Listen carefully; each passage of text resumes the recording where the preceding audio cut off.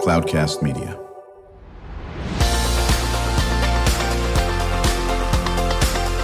Drew Schlosberg Spotlight on the Community Show, amplifying the voices of social impact organizations, entrepreneurs, local nonprofits, and other community champions who shape the culture, creativity, and connectivity of San Diego. Brought to you by Mission Fed Credit Union, bringing good things to San Diego for over 60 years. Learn more about what is good for you and good for all by visiting www.missionfed.com. I'm Drew Schlosberg of Cloudcast Media. I'm listening to another edition of Drew Schlosberg Spotlight on the Community Show, brought to you by Mission Fed Credit Union. And it is great to have, and actually I'm going to call you a longtime friend, because I remember Dr. Lis Johnson is joining us, retired superintendent, and she was a Santee, and now she's the Adjunct Faculty of UMASS Global. But you had come in, you might remember this, with LeAngela, when we were doing recording in Escondido. Do you remember that? I do. How many years ago was that? Oh my gosh! I will say 2 to 3 years, maybe. Is that about right? Not long ago. When we were doing it, it wasn't called Icon at the time, but we did a recording up in Escondido. Oh, yeah, it was clearly at least 3 years ago. At least 3 years ago. Yeah. And that's the first time I met Liz, because you were co-authoring a book with LeAngela, correct? Yes, Transforming Ice Age Schools, 2016, yes. Yeah, no, that was great. And then I've come to know Liz. She's been on our Future Pathways Superintendents Unplugged show. She was involved in getting Cristo Rey San Diego High School. By the way, that interview, did you enjoy that with the kids? Oh, I thought, students? Absolutely wonderful. They were impressive. The adults were okay, but the kids were impressive. So we've done our job. You made a comment too when you were looking at the eyes. Were there parents in there watching, or was it other faculty? I mean, there was a whole bunch of you folks in for that. Right. There were no parents who came, just the school officials. Yeah, but it was great. So thank you so much for bringing them in. One of the things you and I talked about when you did the Future Pathways Superintendents Unplugged, and Charles and I just laser beamed on this, is communication. It's something that people think they do well, and most people stink at it, because it starts with they don't know how to listen. But I heard you. No, you heard me is not listening in all this. Let's just get right to it. Talk about why you're so passionate about effective communications. Well, what's going on in the world right now has to do with adults, and my job as an educator has been to develop youth so that, pre-retirement and now in retirement, so that they can navigate the world, so that they can transform the world. I right now work with doctoral students at UMASS Global, and we work on transformational leadership, and communication is a part of that. So while students, I know we have to move forward with technology, and technology has done so many wonderful things, I don't think we're teaching our students how to look at body language, how to recognize how to listen, so that they're not thinking about what they're going to say next, but what is coming across, what their audiences are. And with technology, those are the kinds of techniques that we need to be developing our students. And the other thing is there's a lot of problems in the world right now. That's an understatement. And so I was watching several documentaries on negotiators from the past, with the Middle East, and the kinds of techniques that they use have to do with what we're talking about, what students need to learn in their futures with technology and face-to-face. Sometimes virtually you can't watch body language as well. So those are the things I'm really concerned about. I'm so glad you word body language, because, whenever you get to use something from your master's program that you've never used in 40 years, you do. So one of the things we studied was proxemics, and that happened to deal with seating and how you are, or kinesics, as well. And certainly, there was a great study in that course I was taking, and it's true. Is the person engaged with you? Is the person slouching? Is the person no? And those who are good negotiators know how to look at all that aspect of it. Charles, I know you love this stuff. No, I do. First of all, I want to say, hey, it's great to see you. Every time, Drew, we had an opportunity to be with Liz on Future Pathways. We did. Right? Yes. And it was amazing, because first I want to just say, You obviously are a great mentor because I heard your fellow educators Loved you. ranting about how important you were to them. So mentorship is so important, and obviously you've excelled at that. And I'm sure your communication skills are a big chunk of why you've been a great mentor to other educators. But again, I would say one of the most important things, Drew, my comment is, and I'm in your camp, Liz, is that you actually, as much as I love math and science and STEM and all these things, you can have a wonderful life in this country without actually being good at math or science. I do not believe you can excel in America or anywhere in the world without outstanding communication skills. And so I think it's so important to we really laser focus on this for young people. And I would say, I'd love to have your response. Stop calling it soft skills, because I think these are the hard skills. I think we got it backwards. I totally agree. And I want to go back to this word proxemics, which is the first I've heard of it. But I learned quite a while ago when I'm working with clients or someone who's upset, who, depending on who it is, it could be a parent, it could be one of our vendors or whatever, what is going to be the seating arrangement so that the energy that's coming across is going to be supportive and not confrontive. I don't think these are soft skills. I think that when you're talking about hard skills, what you're talking about is getting the job done and achieving an objective. This is the same piece with communication. Being able to think through intuitively, as well as what the science says about how you communicate with another person, particularly when you're problem solving or there's a heated exchange. You really need to be on the job here with the technical skills of how do we sit, how do we watch, what do we watch for, what does this other person want, what's my last offer, all of those kinds of things. And I know Classrooms of the Future, because Leangela and I, kind of adding to this, did present several times in the workshops that you had there. And I know you're doing a wonderful job. So is High Tech High. There are many schools across the country that are teaching communication skills, but overall, that is not what's going on in classrooms, and I'm really worried about that. Well, I think you're so spot on this, and because communication skills are going to be with us until we take our last breath, and that's not to get on my friends who are textbook publishers, but that's going to stop somewhere, even if they're even doing textbooks anymore.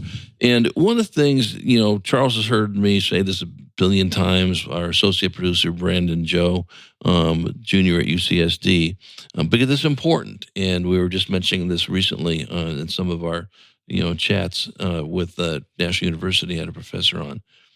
We stink at listening, okay? We can hear, but we don't listen. And there's a science to listening. I think I mentioned this to Charles when I was teaching part-time journalism at San Diego State. My first lecture was nothing about writing. It was about how to listen. You cannot be a good journalist if you don't know how to listen. Talk about that. Mm-hmm. Yes, I think it's really important to get all of those ideas and your agenda out of your head when you're listening to someone. Coaching techniques teach us how to do that as well. And I know one of the things, again, not just at UMASS Global, but many universities that are teaching coaching, and I have several certificates in coaching leaders, is the first thing is I don't go in with my agenda. If I'm trying to develop their leadership skills, I go in with what is their agenda and helping them to move towards their idea of how to solve their own problems. Because you can't solve a person's problems. In fact, if you bring a solution, they will say, well, hey, that's not what I intended. So that's very important to get your head, all of the ideas out of your head and really listen to what someone else is saying and clarify what they're saying as well as what their meaning is, and then help them to move along the path. We are not good listeners. And in fact, something you said, Drew, in one of our conversations, we were talking about fake news versus opinions. Right now, we're very polarized in the world in terms of what we believe, and that is exactly what is going on when we're not listening, is we have a polarization of I'm coming in with my ideas and I'm going to convince you, and it doesn't happen. It doesn't happen. Well, you're spot on this. We're chatting with Dr. Lis Johnson, retired superintendent in San Diego County and adjunct faculty of UMASS Global. I'm Drew Schlosberg. Cloudcast Media, listening to another edition of Drew Schlosberg Spotlight on the Community Show. We are the nation's longest-running community podcast, brought to you by the fine folks at Mission Fed Credit Union. 6 decades of doing great things in San Diego County, from food insecurity to art to financial literacy. Joined by my business partner and the founder and CEO of Cloudcast Media, Charles Parisi. Charles, this is in your wheelhouse, man. I love it because, getting back to one of your points, Liz, that we have so many technology and the engagement with technology by young people. And we know they're passionate about technology. They're passionate about these tools. One of the things, and I know we're going to be talking to Krista O'Ray about it, is that because we share your passion. So as a company, we've built a podcast program, curriculum-driven, where kids can learn listening skills, team building skills, and create their own stories using podcasts and casting. So what are your thoughts on potentially using technology in that way, in an engaging kind of way, to drive interest from young people in learning communication skills, listening skills? Like Drew does thousands and thousands of interviews. It's about listening and curiosity. What are your thoughts on how we can use technology in a better way? Well, I do know that teachers in many schools are using technology right now for kids to work in teams on, let's say, a problem. But what needs to happen is there needs to be this kind of curriculum you're talking about where teachers are trained and then are observing how effective students are at listening. And students need to assess themselves. So that's one thing. And also on real-world problems. I've seen at High Tech High, for example, I went to observe a couple of years ago, and they acted as Supreme Court judges trying a case. And these were high school students. Love it. And wonderful. And also I've seen some other situations, project-based learning, where students are talking to students across the world and solving real-world problems together. And they have to have, as a part of the assessment, how well did you listen? How well did you understand the other point of view? What did you do about that? Not just your point of view. Did you come to a solution? But we're not doing that, I'm sorry, in most classrooms. And so if we could overhaul our current education, it would be really helpful. Our students are getting bored, and technology is not really doing. There's a skill-based component of it, but there also needs to be this communication component as well. No question. Yeah, because Drew, sometimes we hear, well, students just aren't engaged. But the reality is, and I would say, I don't agree with that, because we see them engaging for 5 hours at a time on TikTok. Yes. So they are engaged. They have the ability to engage. They have the ability to give great attention to something they're interested in. So the key here is, how do you turn that? Well, I mean, we're going to address this when we come back from the break, but I'll leave it at this. It's so many of these things we've known. One of my favorite lines, when people were walking upright, it just took us a little while to get it. And our good friend, Devin Vadishka, who was just a brilliant educator, and, superintendent up in Vista, and now in charge of the, learner-centered, collaboration. And, heaven forbid we're actually asking the learners what they're interested in, right? You've always done that, Liz. That's something that you started probably with your first day of teaching, for God's sake. What do you guys want to learn, And we'll find a way to sit there and connect that. Charles, you and I talk about this all the time. But as we start to see the schools sort of inch their way into this, at least they're trying to move in this direction, that's going to tie into everything. When we come back, Liz, I want to talk more about what you're doing. What advice you have for people if they want to get a hold of you and I want to learn more about what Liz is doing or what UMASS Global is doing, or are there other folks locally that can do this? If Drew ran the world, we would offer a communication class, TK through 12. And tailor it based on age, based on, and not stop.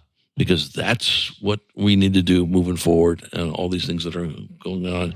Lis Johnson, retired superintendent, adjunct faculty of UMASS Global. We will be right back. When you do your banking with Mission Fed, you get great rates on auto and home loans. That's good for you, but something good also happens for a lot of other people.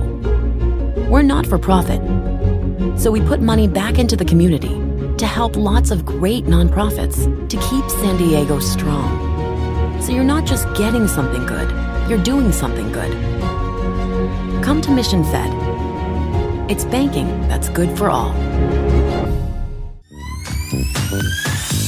Brand amplification is the DNA of Cloudcast Media, and our code is the powerful blending of sound, voice, and storytelling to lift local brands and their communities.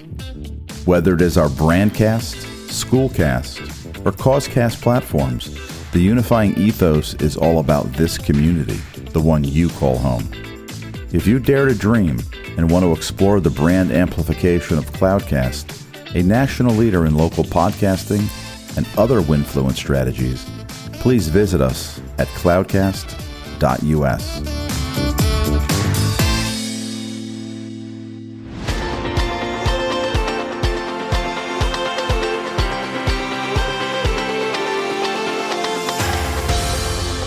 I'm Drew Schlosberg of Cloudcast Media. We're back with another edition of Drew Schlosberg Spotlight on the Community Show. We are the nation's longest running community podcast in our 19th year, brought to you by Mission Fed Credit Union. 60 years of doing great things in the community with food insecurity, with art, with math, you name it, financial literacy, and everything in between. I'm joined by Dr. Lis Johnson, retired superintendent in San Diego County and other places as well, and then adjunct faculty for UMASS Global, joined by my colleague, founder and CEO of Cloudcast Media, Charles Parisi. So listen, we were mentioning before, if we ran the world here, this is what we would do. And it does have to start with schools of education. We got to teach the teachers how to do this. And the beneficiary, of course, are going to be the students, the ones who, come in for 182 plus days, in this area. How do we get to move, as Alan Burson would say, former superintendent at San Diego Unified, this battleship? How do we get to move that, to get this into teacher ed or getting school boards to understand we're missing the boat on some of these things? Mm-hmm.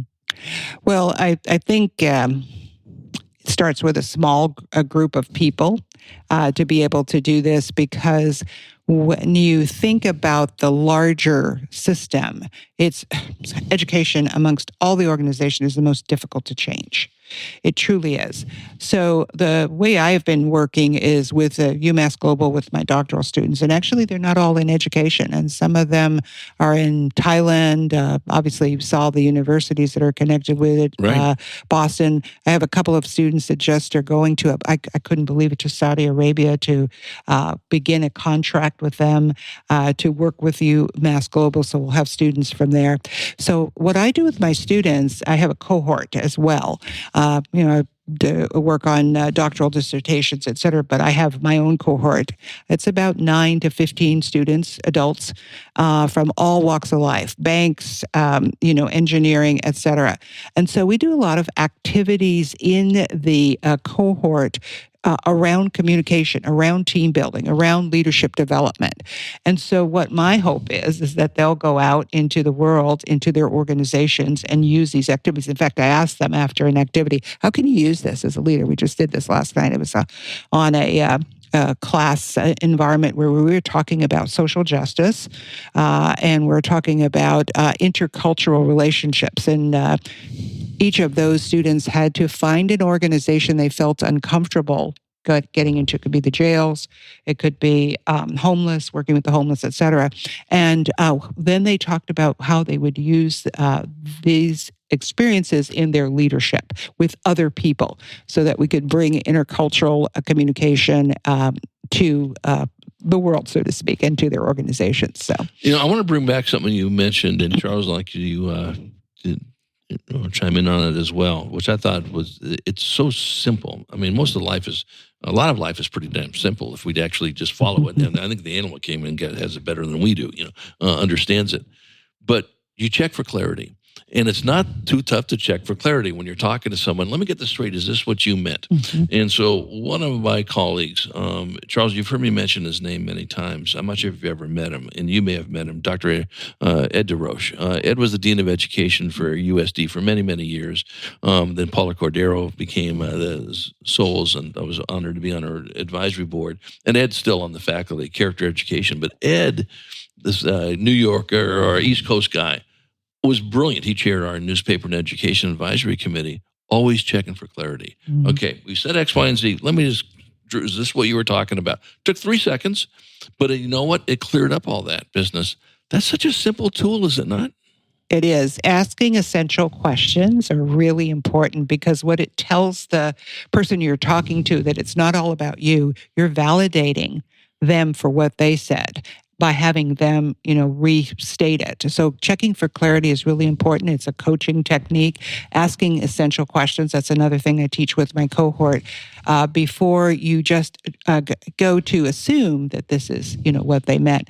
And the other thing I just want to add, just to jump back if you don't mind, Please. is what we talked about is how do you change this world? It's kind of one bite at a time. But there are people out there, like Classrooms of the Future Foundation, that are changing the world. So I think what we do is we get together cohorts of people that are interested, principals, interested in changing their school, changing the way students learn in the classroom, helping teachers to get to that point. It's not going to happen by just doing school boards because it's too political, too big. It's a bigger bite than we'd like to have it. Then that's unfortunate because it means it's going to take time. Right. I love that. And so, Liz, I'm going to share this with you because now that you're a retired soup and you are working in a variety of ways in the world of education, this is going to be announced for the first time on air because Cloudcast is supporting some research that's going to be taking place by the one and only Brandon Joe, our associate producer. We're hoping, Drew, to actually present it at next year's Classroom of the Future Foundation event. Oh, the summit?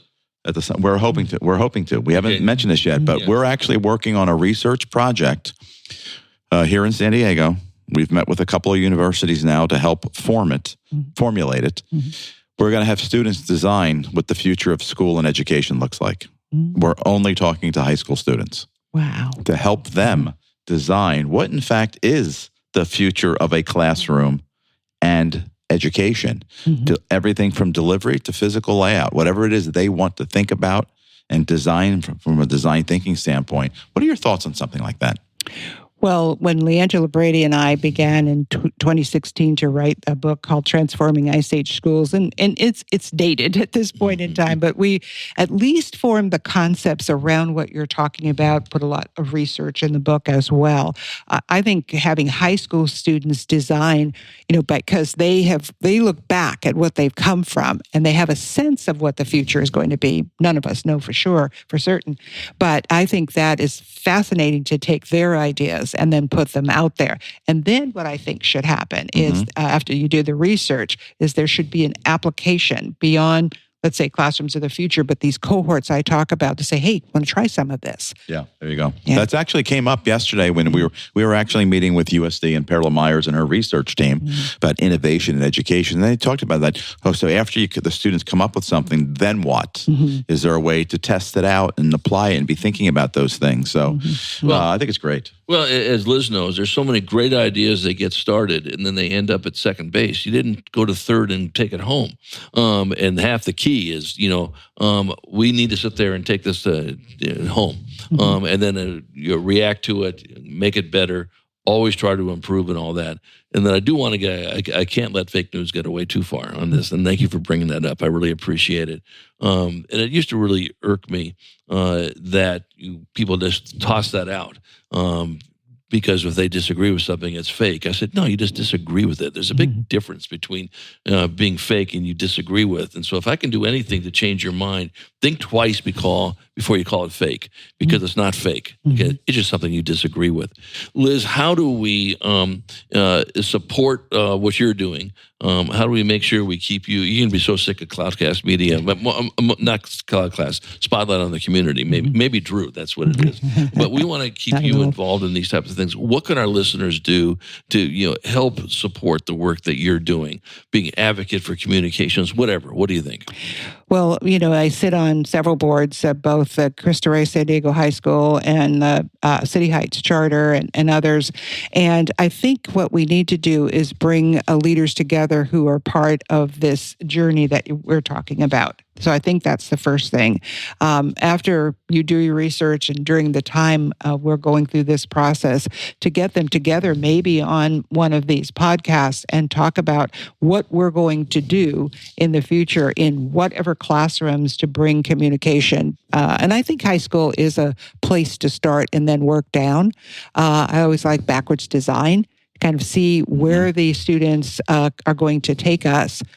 Put together a pilot in any of the schools that we've talked about or others, and then kind of research that and see what those outcomes are and then take that out in the world. So that's how I'd like to be supported in bringing not just me, but the leaders together who have these same ideas, because our world needs it desperately right now. We need times 10. I know Charles's ears are turning, and maybe you can just briefly explain to Liz what we've done at UCSD and some of the panel discussions. Well, again, going back to allowing students to learn how to communicate, the abilities we talk about: teamable, coachable, reliable, accountable, likable, and apply it through a curriculum-based podcast program. So we do some work with a science podcast at UCSD.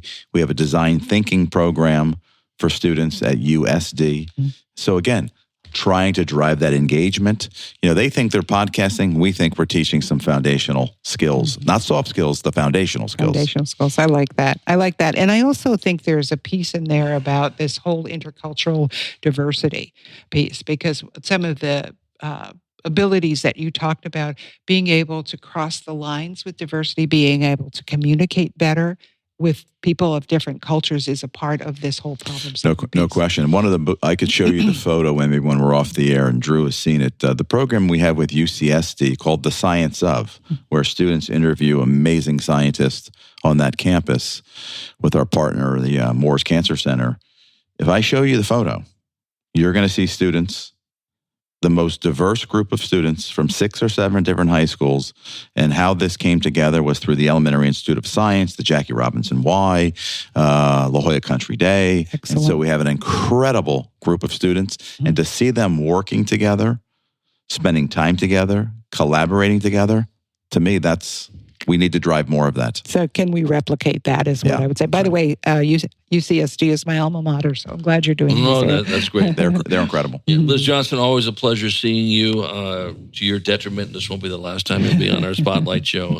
Great insight, as always. You're so thoughtful. You're a great communicator, and we're going to look forward to having you on many times. Thank you very much, and it's an honor. The honor is ours. Dr. Lis Johnson, retired superintendent. She's on the adjunct faculty of UMASS Global. I'm Drew Schlosberg. Cloudcast Media, listening to another edition of Drew Schlosberg Spotlight on the Community Show. We are the nation's longest running community podcast, brought to you by Mission Fed Credit Union. 6 decades of doing great things in our community. Charles Parisi, my business partner, thank you so much. And to our audience, we hope you enjoyed the interview. You've been listening to an episode of Drew Schlosberg's Spotlight on the Community Show, amplifying the voices of social impact organizations, entrepreneurs, local nonprofits, and other community champions who shape the culture, creativity, and connectivity of San Diego community. Brought to you by Mission Fed Credit Union, bringing good things to San Diego for over 60 years. Learn more about what is good for you and good for all by visiting www.missionfed.com.